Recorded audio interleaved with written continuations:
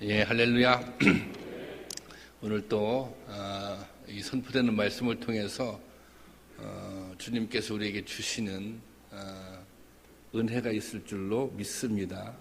꼭 여러분에게 필요한 은혜, 나 자신에게 오늘 나에게 필요한 그런 은혜를 주님께서 이 시간 허락할 줄로 믿고 기대하며 말씀을 들으시기를 바랍니다. 여러분, AQ 지수라고 하는 것이 있습니다. 어드버시티 큐션트라고 하는데요. 그 IQ는 지능지수, BQ는 EQ는 감성지수, 그리고 AQ는 이것은 역경 극복 지수입니다. 역경이 닥쳤을 때 얼마나 잘 극복할 수 있는지를 알아보기 위한 지표입니다. 요즘은 IQ나 EQ보다 AQ가 더 중요하다고 말합니다. 미국의 커뮤니케이션 이론가인 폴 스톨츠라고 하는 사람은 특별히 이 AQ의 중요성을 가장 먼저 강조한 사람입니다. 제가 어렸을 때는 학교에서 IQ 검사를 했습니다. IQ가 좋으면 천재라고 선생님들이나 친구들이 칭찬을 해 주었습니다. 저는 IQ가 썩 높은 편은 아닙니다. 그래도 세 자릿수 이상은 됩니다. 사실 제가 여러분들이 볼 때는 굉장히 똑똑한 사람 같죠? IQ가 높은 사람 같죠? 저 어렸을 때 똑똑하다는 얘기 많이 들었습니다. 하지만 솔직하게 말씀드리면 제가 IQ가 높은 편은 아닙니다. IQ가 높아야 공부를 잘하고 공부를 잘해야 성공할 수 있다고 생각했기 때문에 IQ가 아주 중요시 되었던 것입니다. 그런데 언제부터인가 IQ 대신 EQ가 강조되기 시작했습니다. 공부만 잘해서는 성공한 삶을 살 수 없고 이제는 사람들을 배려하고 원만한 인간관계를 가져야 한다는 것입니다. 그러려면 따스한 감정이 있어야 하니 감정지수가 중요하다는 것입니다. 그런데 이제는 AQ가 중요하다고 합니다.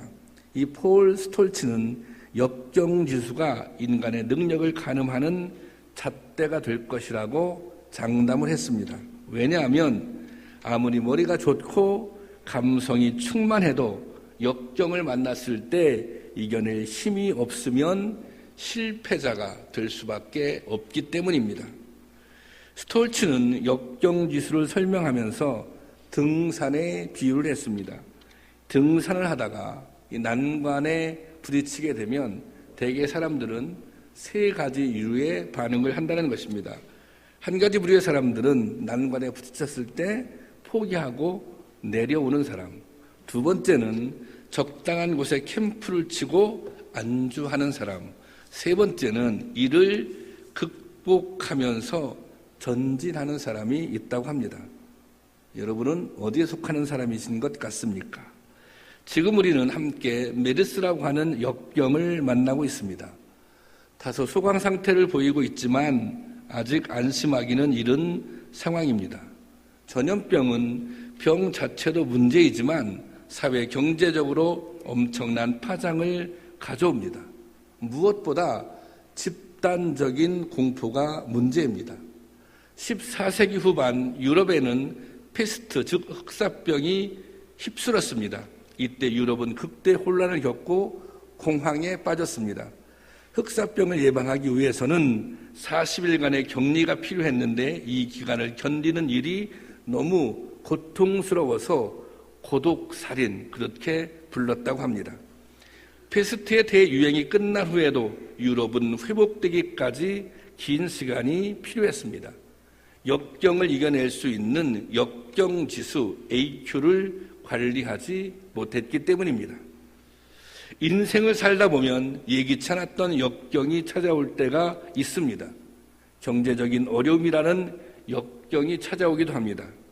가정 불화라고 하는 역경이 찾아오기도 합니다. 질병의 역경을 만나기도 합니다. 신실한 믿음을 가진 성도들도 예외가 아닙니다. 하나님을 잘 믿는 사람들에게 역경이 피해 간다면 얼마나 좋겠습니까?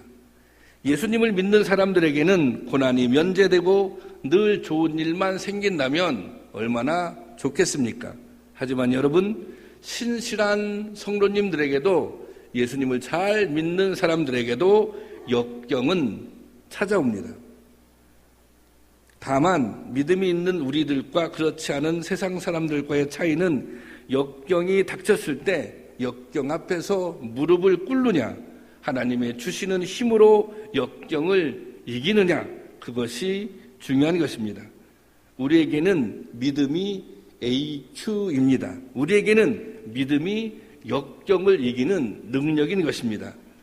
우리에게도 역경이 닥쳐오지만 하나님을 신뢰하고 나갈 때 반드시 이길 수 있습니다. 오늘 본문에는 역경을 만난 제자들이 나옵니다. 바다에서 큰 풍랑을 만나 위기에 빠진 것입니다. 제자들은 우왕좌왕하며 어쩔 줄 몰라 합니다. 이때 예수님께서 제자들을 찾아오십니다. 예수님을 통해 제자들은 역경을 이길 힘을 얻습니다. 예수님은 풍랑을 잠재우셨을 뿐 아니라 제자들 마음속에 있는 불안과 공포의 파도도 잠재워 주셨습니다. 오늘은 이 말씀을 통해 우리가 역경을 만났을 때, 우리가 인생을 살아가면서 인생의 파고를 만났을 때 믿음을 가진 우리는 어떻게 해야 하는지, 어떻게 이 풍랑을 이겨나가야 할지 생각해보며 은혜를 받고자 합니다. 첫째, 풍랑을 만난 제자들에게 주님은 용기를 내라고 말씀하십니다. 풍랑을 만나 두려워 떨고 있는 제자들을 향해서 주님은 용기를 내라고 말씀하십니다. 우리는 흔히 고난은 무엇인가, 잘못한 일이 있을 때 그 대가로 찾아온다고 생각합니다. 그런데 본문을 보면 제자들은 주님의 말씀대로 순종하다가 풍랑을 만났습니다. 주님의 뜻을 따라 행하다가 고난을 겪게 된 것입니다. 오늘 본문 22절 말씀입니다. 한번 보겠습니다. 시작.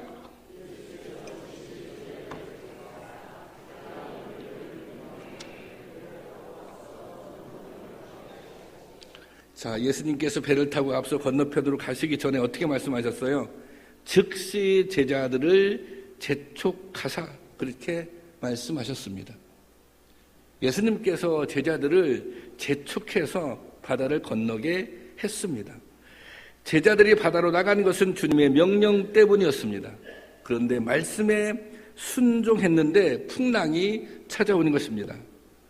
말씀에 순종했으면, 하나님의 뜻에 순종했으면 복을 받는 것이 당연한데 오히려 풍랑을 만난 것입니다. 이런 경우 우리는 이 고난을 어떻게 받아들여야 할까요?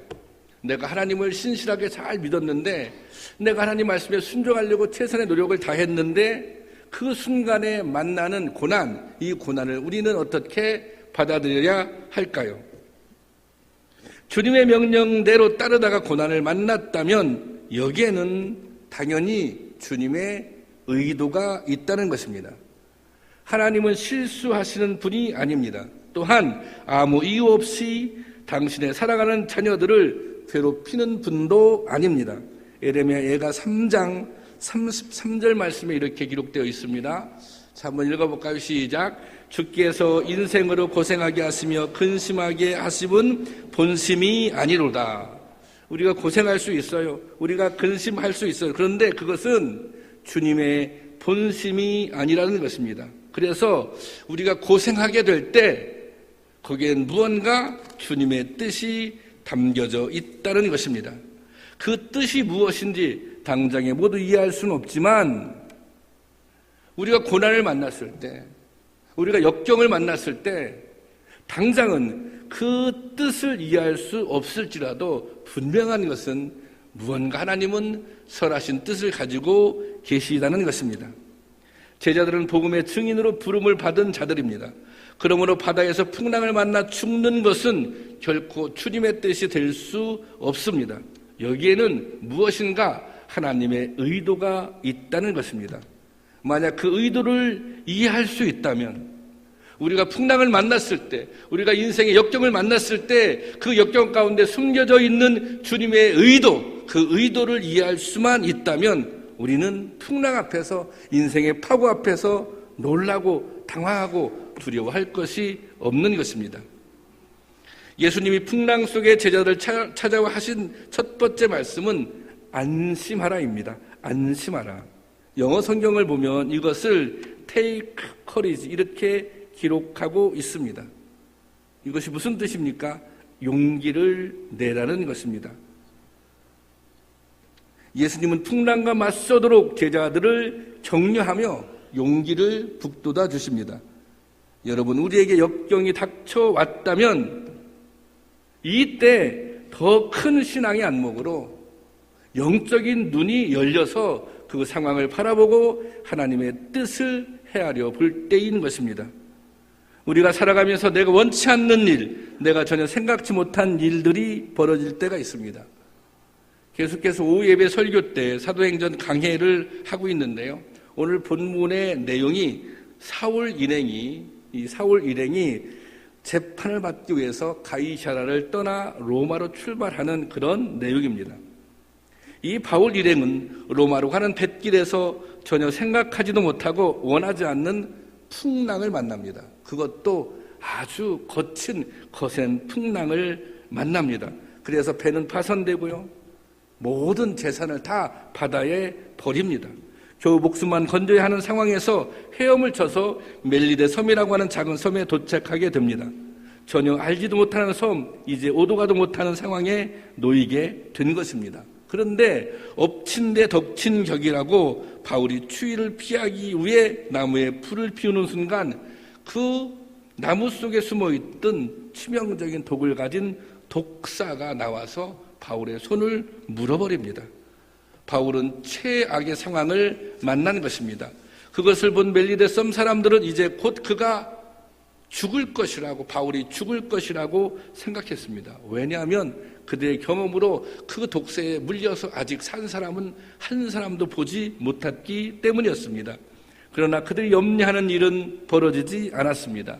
바울은 죽지 않았고 그 일로 멜리데 섬에 복음이 전해지는 놀라운 역사가 일어나게 된 것입니다. 이 극한 상황이 아니었다면 누가 이 작은 섬에 복음을 전해줄 수 있었겠습니까? 우연히 어쩔 수 없는 풍랑으로 인해 그 섬에 도착한 것 같지만 이 사건에는 하나님의 섭리와 계획이 담겨져 있다는 것입니다. 여러분, 우리가 인생을 살아가며 역경을 만나는 것을 좋아하는 사람은 없습니다. 풍랑을 만나는 것을 즐거워하는 사람은 없습니다. 때로는 내가 바라지 않는 처지, 내가 원하지 않는 환경에 놓일 때가 있습니다. 그러나 그것이 하나님의 계획이며 섭리일 수도 있다는 것입니다. 최악의 조건이 반드시 최악의 결과는 가져오지 않습니다. 그것이 오히려 최고의 축복이 될 수도 있습니다. 그러기에 우리는 최악의 상황을 맞이했더라도 절망하거나 포기할 필요가 없는 것입니다. 왜냐하면 그것이 우리에게 최상의 결과를 가져다 줄 수 있기 때문입니다. 우리의 눈으로 보기에는 최악이라고 생각할 수 있습니다. 그러나 하나님 편에서는 그것이 최선일 수도 있는 것입니다. 여러분, 믿는 자들에게 최악의 상황은 없습니다. 믿는 자들에게는 그 어떤 최악의 상황이라도 그것은 감추어진 희망이며 숨겨진 축복일 수 있는 것입니다. 우리에게 영안이 열려서 풍랑 가운데 숨겨져 있는 하나님의 섭리를 볼 수 있기를 원합니다. 우리가 풍랑을 만나지만 또 역경 가운데 있을지라도 풍랑 가운데 숨겨져 있는 하나님의 은혜를 기억할 수 있기를 원합니다. 우리의 영안이 열려져서 그 풍랑만 보지 말고 풍랑 가운데, 풍랑 속에, 풍랑 뒤편에 숨겨져 있는 하나님의 은혜도 볼 수 있기를 원합니다. 그러면 풍랑을 이길 수 있는 힘과 용기를 얻게 될 것입니다. 주님은 오늘 풍랑 가운데 있는 우리에게 말씀하십니다. 인생의 파고 앞에서 두려움 속에 있는 우리에게 말씀하십니다. 안심하라. 용기를 내어라.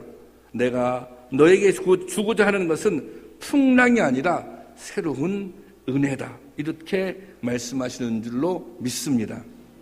그리고 두 번째는 역경 가운데 더욱 주님을 바라보아야 한다는 것입니다. 예수님은 풍랑을 만나 어려움을 겪는 제자들을 모른 척하지 않습니다.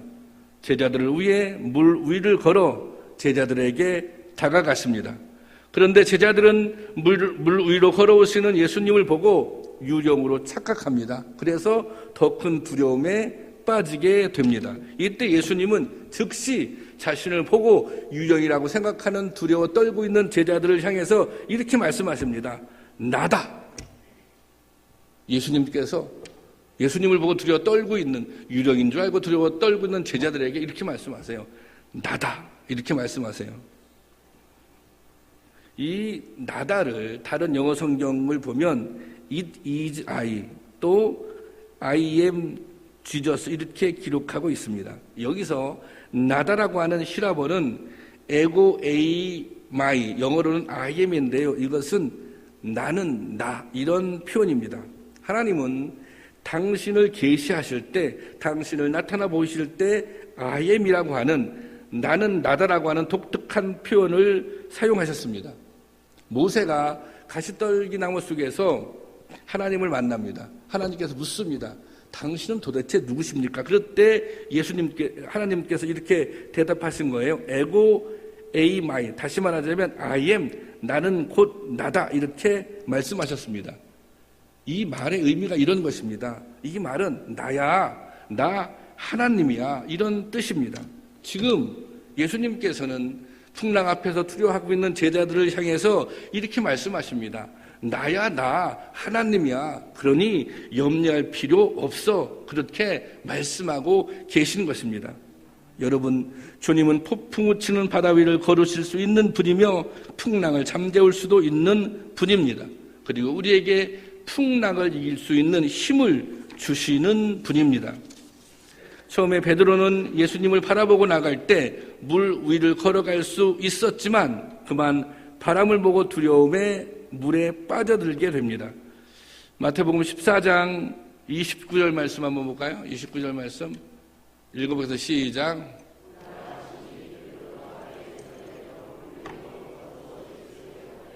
베드로가 예수님을 보고 내니 두려워하지 말라, 이 말씀을 듣고 배에서 내려 예수님께 달려갑니다. 그러니까 이 세상에서 최초로 물 위를 거는 사람은 베드로입니다.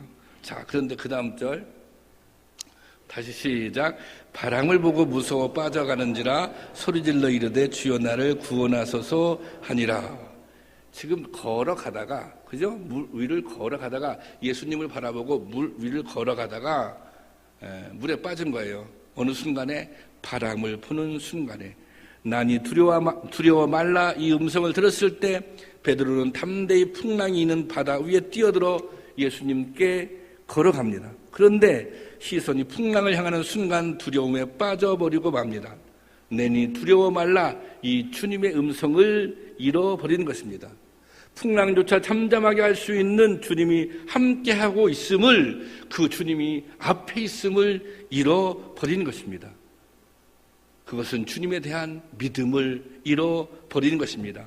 그래서 주님께서 이렇게 책망하십니다. 마태복음 14장 31절 시작. 예수께서 즉시 손을 내밀어 그를 잡아 붙드시며 이르시되 믿음이 작은 자여 왜 의심하였느냐 하시고. 여러분, 베드로는 풍랑이라고 하는 상황에 시선을 빼앗기는 순간 방금 들었던 나니 두려워 말라, 이 주님의 음성을 잃어버린 것입니다. 상황의 시선을 향하는 순간, 파도라고 하는 두려운 상황에 시선이 빠지는 순간 두려움에 빠진 것입니다. 그 순간 우리는 소망을 잃어버립니다. 그 순간 상황에 시선을 빼앗기는 순간 절망감에 새로 잡혀지는 것입니다. 두려움과 절망감은 사단이 매우 즐겨 사용하는 도구입니다. 하나님을 바라보는 시선이 흔들릴 때 우리는 절망의 바다에 빠지게 됩니다. 우리는 두려움에 사로잡히게 됩니다. 그러나 주님께 시선이 고정될 때, 주님을 바라볼 때 풍랑을 이길 수 있는 능력, 힘이 생기는 것입니다. 헬렌 켈러는 삼중고의 장애를 안고 살았습니다. 보지 못했어요. 듣지 못했어요. 말하지도 못했습니다. 그럼에도 불구하고 그녀는 수많은 사람들에게 영감을 주는 삶을 살았습니다. 헬렌 켈러가 남긴 말 중에 이런 말이 있습니다. 태양을 바라보고 가라. 그러면 너의 그림자를 보지 않으리. 태양을 바라보고 가라. 그러면 너의 그림자를 보지 않으리. 그림자를 보면 앞으로 나갈 수 없다는 것입니다. 그림자를 자꾸 보게 되면 정확한 목적지를 향해서 갈 수 없다는 것입니다. 신앙에서 가장 중요한 것은 무엇을 어떻게 바라보는가 하는 관점입니다.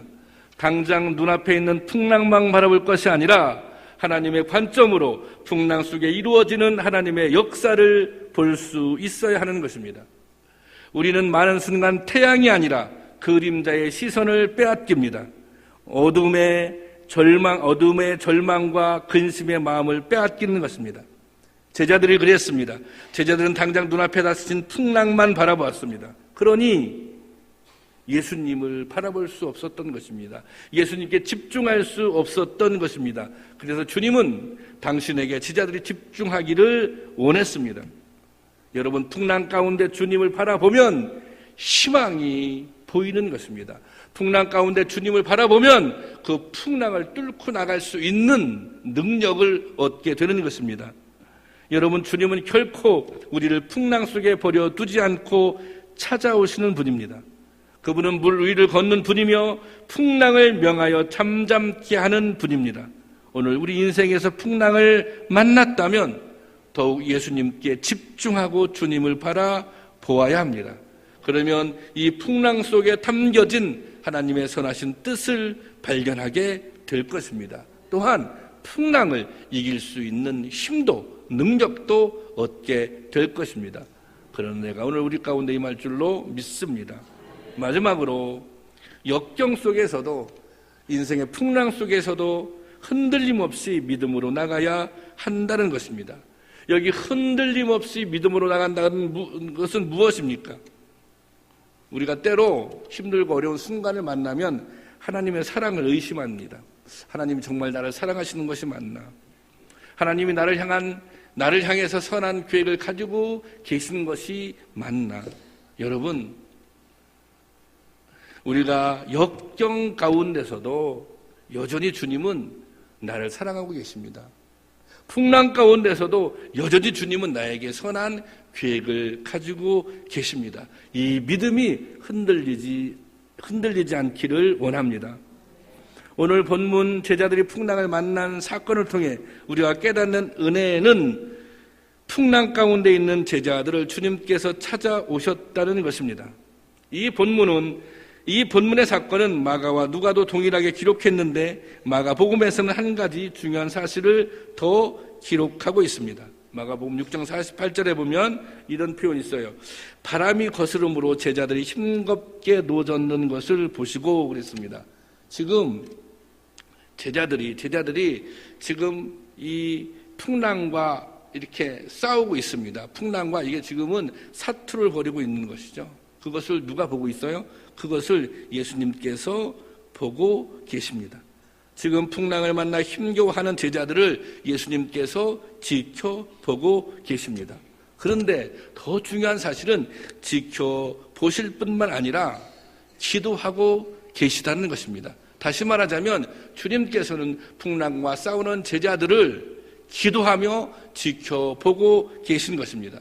본문 23절 한번 볼까요? 23절. 자, 보세요. 23절 시작. 무리를 보내신 후에 기도하러 따로 산에 올라가시니라. 저물매 거기 혼자 계시더니, 무리를 보내고 기도하러 산에 올라가셨어요. 기도하면서 지금 제자들을 보고 계신 거예요. 풍랑과 싸우고 있는 제자들을 보고 기도하고 계신 것입니다. 주님은 산 위에서 기도하시며 제자들을 지켜보고 계셨던 것입니다. 여러분, 이거 아십니까? 주님은 지금도 우리를 지켜보며 간구하고 계십니다. 주님은 지금도 여러분들을 지켜보시며 간구하고 계십니다. 로마서 8장 34절 말씀에 보면 자, 한번 읽어보겠습니다. 시작. 누가 정죄하리요? 죽으실 뿐 아니라 다시 살아나신 이는 그리스도 예수시니 그는 하나님 우편에 계신 자요 우리를 위하여 간구하시는 자시니라. 죽으실 뿐 아니라 다시 살아나신 예수님께서 어디 계세요? 하나님 우편에 계세요. 하나님 우편에서 무엇을 하고 계세요? 우리를 위하여 간구하고 계시다는 것입니다. 주님께서는 지금 이 순간도 하나님 우편에 계셔서 우리를 위해서, 사랑하는 당신을 위해서 간구하고 계시다고 하는 것입니다. 주님은 지금 이 순간 인생의 바다에서 풍랑을 만나 힘겨워하고 하는 우리를 지켜보고 계십니다. 그리고 기도하고 계십니다. 여러분, 주님이 우리를 보시고 기도하신다면 소망이 있지 않겠습니까? 주님이 우리를 보고 기도하고 계신다면 승리할 수 있지 않겠습니까? 그리고 주님은 바다 위를 걸어서 그들에게 오셨습니다. 25절 본문 말씀에 보면 밤 사경에 예수께서 바다 위로 걸어서 제자들에게 오시니 그렇게 기록하고 있습니다. 성경은 이때가 밤 4시경쯤이었다고 기록하고 있는데 이 밤 4시경은 대략 3시에서 6시, 다시 말하자면 해 뜨기 직전의 시간, 어둠이 가장 깊은 때입니다. 밤이 끝나고 새벽이 시작되는 바로 그때 결정적인 시간, 이것을 카이로스라고 그러죠. 결정적인 순간에 예수님이 찾아오시는 것입니다. 야, 이게 왜 결정적인 순간, 결정적인 시간이냐면요. 지금 마가복음 6장 47절에 보면, 마가복음 6장 47절 한번, 이렇게 기록해요. 저물매, 배는 바다 가운데 있고, 지금 배가 바다 가운데 있어요. 근데 시기적으로 언제예요? 저물었을 때. 우리가 저문다고 하는 것은 한 9시 정도 되면 이게 저문 거 아닙니까? 밤이 으슥해지는 거 아닙니까? 자, 그러니까 지금 이게 제자들이 이 바다를 건너가다가 풍랑을 만났어요. 풍랑을 만났는데 몇 시에 풍랑을 만난 거예요? 사실상 9시쯤에 풍랑을 만난 거예요. 좀 진행하다가 만났으면 한 10시쯤 만날 수 있어요. 근데 지금 몇 시가 되는 것입니까? 지금 새벽 3시, 4시, 5시가 되는 거예요. 그러니까 지금 한 6시간, 한 4시간 이상을 지금 제자들은 이게 풍랑과 싸우고 있는 것입니다. 지금 계속해서 지금 어느 수준이냐면 거의 목숨을 걸고 지금 풍랑과 사투를 벌이고 있는 것입니다. 여러분 한번 이 상황을 상상해 보시기 바랍니다. 사실 배를 타고 있는 제자들은 전직 어부들입니다. 그들이 풍랑을 만나는 것은 과거의 일상적인 일이었습니다. 그리고 그들은 수없이 풍랑을 만났고, 그리고 이 바다는 익숙한 바다입니다. 그곳에서 풍랑을 이기며 어부 생활을 했던 것입니다.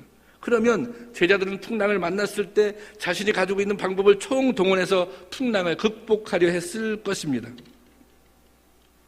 그렇게 시도했을 거 아니에요. 근데 그때 풍랑을 처음 만나서 막 힘쓰고 했을 때 예수님이 탁 나타나셔서 풍랑을 딱 잠재워 버렸어요.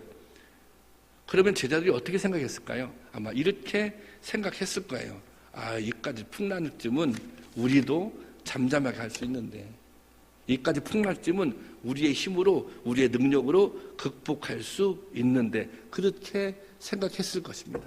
그런데 지금은 밤 4시경입니다. 이 얘기는 밤새 노력했지만 해결을 못하고 있는 것입니다. 내 생각으로, 내 경험으로 불가능하다는 것을 막 깨닫고 있는 순간입니다. 그들은 이 순간 너무너무 두렵고 떨렸을 것입니다. 야, 이제 우리가 여기서 죽게 되었구나, 그렇게 생각했을 것입니다. 이 본문의 밤 4시경의 의미는 내 모든 경험으로 안 되는 순간입니다. 내 모든 실력으로 안 되는 순간입니다. 밤새 수고하고 애쓰고 힘을 썼지만 소용이 없는 순간입니다.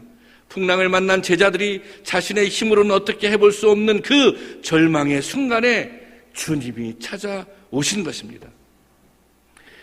인간이 자신의 모든 능력과 노력이 무용지물이 되는 순간, 내가 아무리 힘쓰고 애를 쓰지만 이것이 나의 노력이 무용지물일 수밖에 없다, 그것을 깨닫는 순간, 교만한 마음과 자신감을 내려놓는 순간, 이때 주님이 찾아오신 것입니다. 이것이 밤 사시경의 의미입니다. 여러분, 우리도 인생 가운데 밤 사시가 찾아올 때가 있습니다.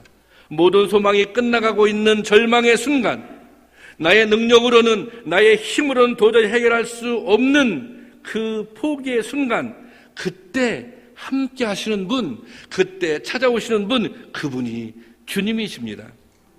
여러분, 이 주님이 오늘 우리와 함께 하십니다. 이 주님이 오늘 풍랑 가운데 있는, 역경 가운데 있는 우리와 함께 하십니다. 여러분, 믿으시기를 바랍니다. 여러분, 믿음은 상황이 아니라 주님을 온전히 바라보는 것입니다. 거센 바람이 밀려올 때 오히려 바람을 뚫고 나갈 힘이 되는 것이 믿음입니다. 믿음은 불완전한 것을 완전하게 하며 불가능을 가능케 하는 힘입니다. 마태복음 9장 23절 말씀, 정말 이 말씀을 여러분 믿음으로 한번 고백해 볼 수 있기를 원합니다. 한 목소리로 시작. 예수께서 이르시되 할 수 있거든이 무슨 말이냐? 믿는 자에게 능히 하지 못할 일이 없느니라. 여러분, 믿는 자에게 능히 하지 못할 일이 없느니라. 믿는 자에게 능히 극복하지 못할 역경은 없습니다. 믿음이 있는 자에게 능히 극복하지 못할 풍랑은 없는 것입니다. 믿음으로 주님을 바라보고 담대하게 나갈 때 더 큰 은혜의 역사를 경험하게 될 것입니다. 감리교 창시자이신 요한 웨슬레가 배를 타고 여행하는 도중에 놀라운 체험을 하였습니다. 이 체험이 웨슬레 목사님의 삶의 전환점이 되었습니다. 여행 중 무서운 폭풍이 일어나 배가 침몰 직전에 이르게 되었습니다. 배에 타고 있던 사람들, 선객은 말할 것도 없고 기술의 한계를 낀 선원들마저도 겁에 질려 어찌할 바를 몰라 하고 있었습니다. 그런데 그 배에 몇 명의 모라비아 사람들이 타고 있었습니다. 그들은 그처럼 거센 폭풍우 속에서 아무런 두려운 기색도 없이 조용히 기도하며 하나님께 찬양을 드렸습니다. 나중에 요한 웨슬리는 그 당시를 이렇게 기록하였습니다. 그들이 시편을 읽으며 묵상할 때 바다가 입을 벌리고 일어나 두 돛대를 산산조각으로 부수고 배를 뒤집으며 가파를 쓸고 지나갔습니다. 마치 거센 파도가 배를 당장 삼켜버릴 것 같았습니다. 배에 타고 있는 사람들은 겁에 질린 채 비명을 질러대며 수라장을 이루었지만 모라비아 사람들은 조용히 찬양을 계속하였습니다. 폭풍이 지난 후 웨슬레 목사님은 그중 한 사람에게 이렇게 물어보았습니다. 죽을까 봐 겁이 나지 않았습니까? 그러자 그는 아니오라고 대답했습니다. 그리고 이렇게 말했다고 합니다. 우리는 이 풍랑 가운데서도 주님이 함께 하심을 믿습니다. 그 순간 웨슬리는 자기의 믿음이 약한 것을 깨달았습니다. 그리고 자신이 온전히 주님을 신뢰하고 있지 못하고 있다는 것을 알게 되었습니다. 이 사건은 웨슬리 목사님에게 큰 도전이 되었고 그의 일생을 바꿔놓게 됩니다. 여러분, 주님이 함께 하심을 특별히 풍랑 가운데서도 인생의 역경 가운데서도 주님이 함께 하심을 믿으시기 바랍니다. 믿음의 눈으로 시선을 주님께 고정할 수 있기를 원합니다. 오늘도 어김없이 우리 삶에는 수많은 문제들이 있습니다. 풍랑 가운데 있는 분들이 있습니다.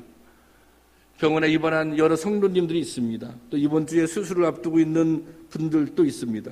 오늘 힘겹게 노를 저으며 인생의 풍랑에 맞서고 있는 분들이 있다면 더욱 힘을 내시기 바랍니다. 주님은 우리를 그냥 두시지 않습니다. 주님은 우리를 찾아오셔서 말씀하십니다. 역경을 만나 두려워하는 당신의 자녀들을 격려하십니다. 용기를 내어라. 나니 두려워하지 말라. 이것은 모든 풍랑을 잠재울 수 있는 내가 함께하니 두려워하지 말라는 것입니다. 여러분, 우리가 오늘 풍랑 가운데 있다면, 우리가 오늘 역경 가운데 있다면, 우리가 오늘 시험과 고난 가운데 있다면 이 음성이 들려지기를 원합니다. 나야, 나 하나님이야.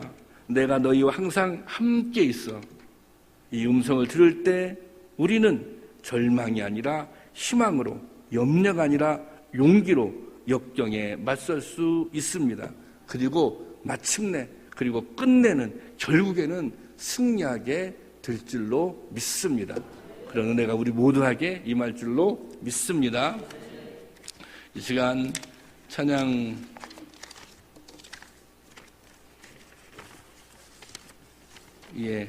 주만 바라볼지라 찬양인데요. 여러분 이 찬양하는 가운데 그래요. 우리 가운데 정말 역경 가운데 있는 분들 많이 있습니다. 이 참 인생의 그 거친 풍랑 앞에서 힘들어하시는 분들이 있는데요.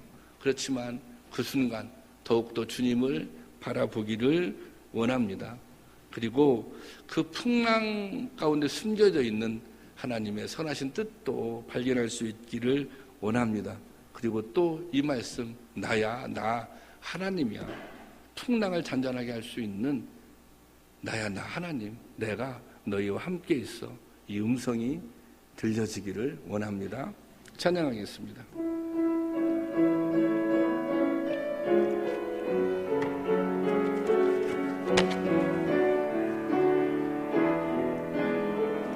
하나님의 사랑을 사모하는 자, 하나님의 사랑을 사모하는 자, 하나님의 평안을 바라보는 자, 너의 모든 것 창조하신 우리 주님이 너를 얼마나 사랑하시는가. 아멘입니다.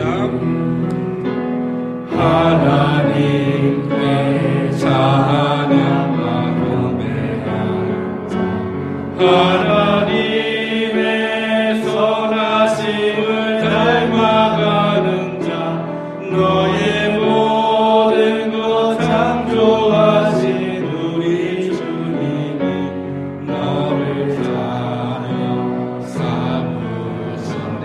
아멘입니다.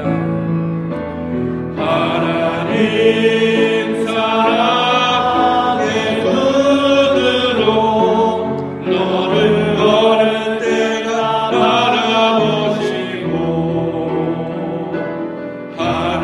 하나님인 자 비로소 언제나 너에게 기울이시니,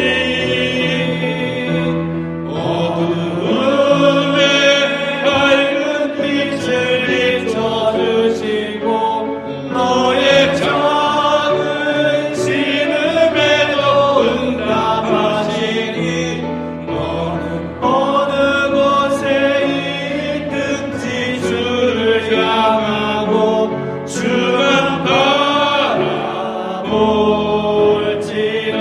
하나님 사랑의 눈으로, 하나님 사랑의 눈으로 어느 때나 바라보시고, 너를 어느 때나 바라보시고, 하나님 인자한 귀로서 하나님인 자한 비로소 언제나 너에게 기울이시니, 언제나 너에게 기울이시니, 어둠의 밝은 빛을 비춰주시고, 어둠의 밝은 빛을 너의 작은 신음에도 응답하시는 그 주님을 온전히 바라볼 수 있기를 원합니다.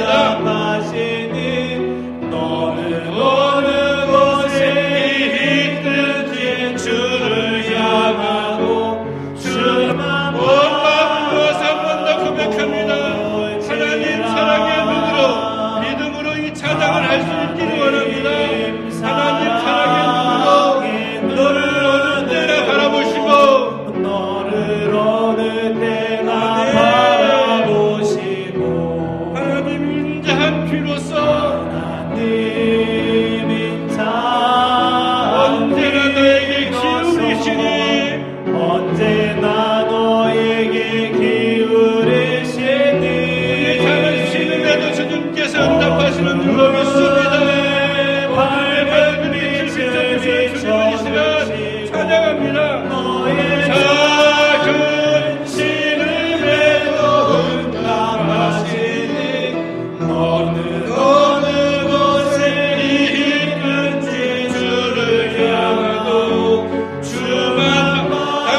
우산 들고 두 손 들고 찬양하겠습니다. 하나님 사랑의 눈으로 하나님 사랑의 눈으로 너를 어느 때나 바라보시고 아멘. 하나님이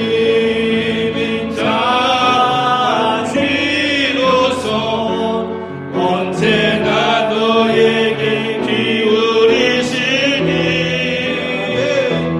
어두움에 밝은 빛을 비춰내시고 너의 작은 신음에도 응답하시니 너는 어느 곳에 있는지 주를 향하고 주만 바라볼지라. 이 시간 나같이 한번 통성으로 기도하기를 원합니다. 주님께서 오늘 우리와 함께 하시는 줄로 믿습니다. 우리가 인생의 풍랑 가운데 있을지라도 역경을 만났을지라도 여전히 주님은 우리를 사랑하시는 줄로 믿습니다. 이 믿음이 변치 않기를 소망합니다. 주님께서 역경을 이길 수 있는 힘을, 풍랑을 뚫고 나갈 수 있는 능력을 오늘 우리에게 주실 줄로 믿습니다. 오히려 그 풍랑을 통해서 선한 하나님의 뜻을 이루어가는 역사가 있을 줄로 믿습니다. 오늘 풍랑을 당한 이들, 오늘 아파하는 이들 가운데 나야, 나 하나님이야.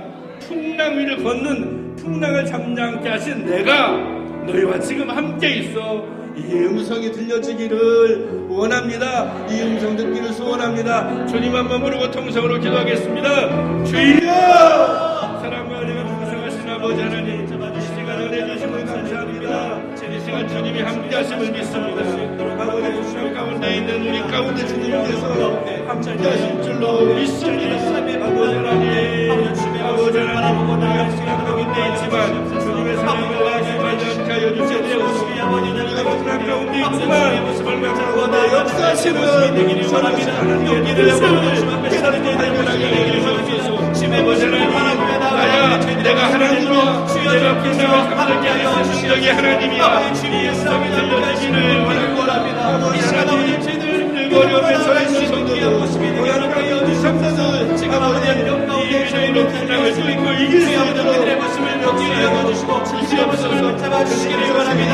이 시간 제일 가운데 하나님의 부심이 충만하게 있게 되기를 원합니다. 승리할 수 있도록 주님 역사하여 주시옵소서.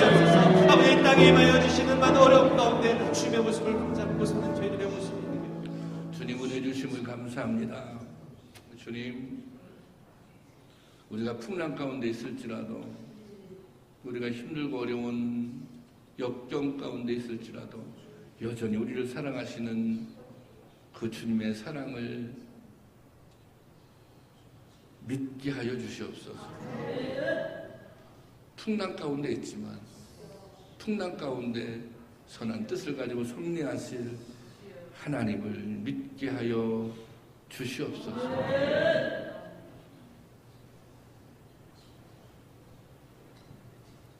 오늘 여러 가지 고통으로 말미암아서 힘들어하는 당신의 사랑하는 자녀들이 나야, 내 하나님이야. 내가 지금 너희와 함께 있어. 이 음성이 들려지게 하여 주옵소서. 예수님의 이름으로 기도하옵나이다.